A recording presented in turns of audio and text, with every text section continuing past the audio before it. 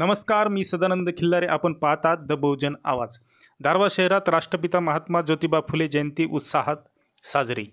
दारवा शहरातील प्रसिद्ध गोळीबार चौक येथे राष्ट्रपिता महात्मा फुले जयंती उत्साहात साजरी करण्यात आली. यावेळी विविध संघटनेचे पदाधिकारी व नागरिक उपस्थित होते. यामध्ये अखिल भारतीय महात्मा फुले समता परिषदेचे जिल्हाध्यक्ष राजेंद्र घाटे, अखिल भारतीय माळी महासंघाचे दारवा तालुका अध्यक्ष गोपालभाऊ पुसतकर, अखिल भारतीय माळी महासंघाचे पंकज शेंदूरकर, महात्मा फुले समता परिषदेचे तालुका अध्यक्ष प्रमोद राऊत, विनोद शेंदूरकर, सुनील भाऊ आरेकर, संतोष कोरडे, संकेत वेलुरकर, पुरुषोत्तम चंचलकर, सागर जामोदे, ओम कडू, साहेबराव कांबळे, विमोद मुदाने, पंडित सर, अर्चनाताई उडाखे, सुनीताताई शेंदूरकर, सुनीताताई चौधरी, शुभांगी घाटे, वर्षा आरेकर, वर्षा काटकर, साधनाताई साडेदार, कांचनाताई नरवडे आदी मान्यवर उपस्थित होते. यावेळी मान्यवरांनी आपले विचार व्यक्त केले. जनावर प्लस शिक्षण बरोबर माणूस आणि माणसातून शिक्षण जर वजा केलं तर काय उरते? जनावर.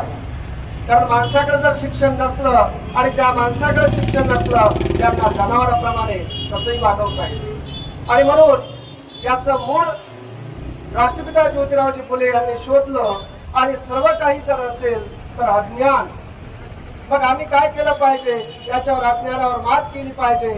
आणि मग आमच्याकडे काय आलं? शिक्षण. साथियो, शिक्षणाची व्याख्या केली ज्योतिरावजी फुलेंनी आणि सांगितलं, विद्येविना मती गेली, मतीविना नीती गेली, नतीविना मतीविना गती गेली, गतीविना वित्त गेले, वित्ताविना शूद्र खचले. आणि एवढे अनर्थ कशाने झाले? तर फक्त अविद्येमुळे झाले. तर मग याचा मूळ पाया काय आहे? तर शिक्षण आहे. आणि म्हणून आम्ही शिक्षण घेतलं पाहिजे.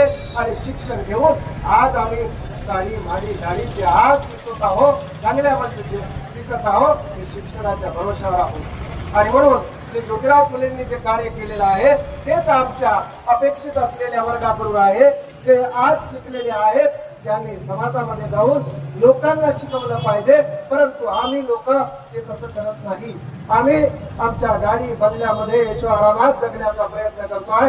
परंतु आजच्या तारखेमध्ये आणि आमच्या ज्योतिरावजी फुले सारखे जे माणसं या देशामध्ये महापुरुष जन्माला आले त्यामुळे आज आम्ही माणसासारखे वागत आहोत, माणसासारखं वागण्याचा प्रयत्न करत आहोत. जर आज शिक्षण नसतं तर जनावरात आणि आमच्यात काही फरक राहिला नसता. आणि म्हणून शिक्षण हे वाघिणीचं दूध आहे. आणि तो प्राशान करेल, तो गुडगुडल्याशिवाय निश्चित राहणार नाही. त्यामुळे आम्ही शिक्षण हे घेतलं पाहिजे आणि खरं शिक्षण घेतलं पाहिजे. नाहीतर आज मोठं शिक्षण पण चालू आहे.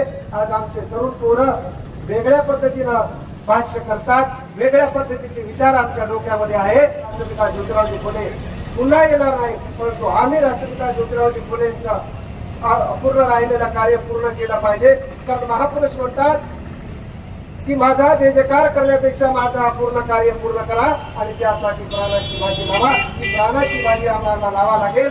आणि जे विचार ज्या लोकांपर्यंत पोहोचले नाही त्या तळागाळातल्या गोरगरीब जनतेपर्यंत आम्हाला एससी एसटी ओबीसी आणि महाराष्ट्र सगळ्या लोकांपर्यंत हे शिक्षणाचं जे विचार आहेत ते पोहोचावे लागतील. एवढंच बोलतो. या प्रसंगी बोलण्याची संधी दिली त्याबद्दल आपल्या सर्वांचे धन्यवाद.